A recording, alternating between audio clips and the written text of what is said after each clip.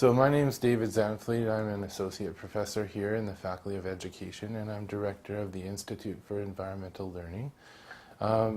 My research interest really revolves around environmental learning and sometimes what's called education for sustainable development, how people learn about environmental issues throughout the curriculum. So that's a curriculum focus of mine. The research methodology I use is kind of a play on words, and that's learning environment research. So what that means is I look at the types of experiences students have in these kinds of programs. And these experiences can be of a physical nature, but most often what we're doing is describing the psychosocial nature of students' experiences, and that has a base in perception.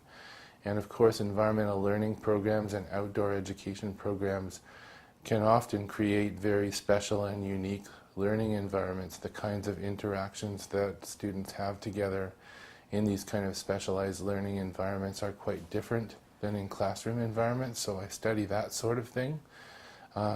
Getting back to the physical nature of the learning environment, of course, students learn in traditional classrooms and in labs.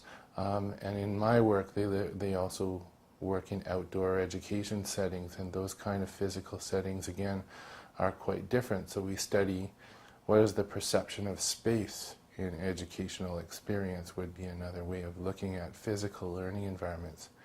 The last area of research that I look at related to learning environments is kind of teachers' professional face in this, and often teachers and informal educators will project a certain professional face on their work through either the techniques they choose to use, the kind of persona that they sort of project on the classroom.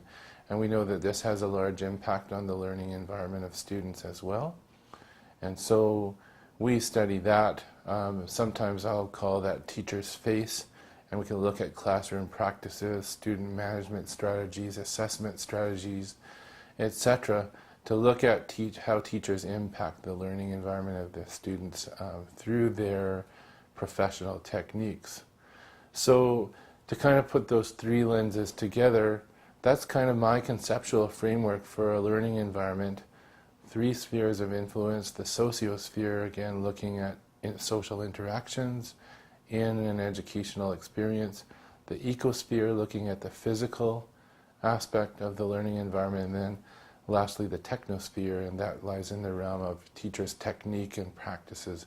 And all of those three things combine to form what are the salient aspects of a learning environment.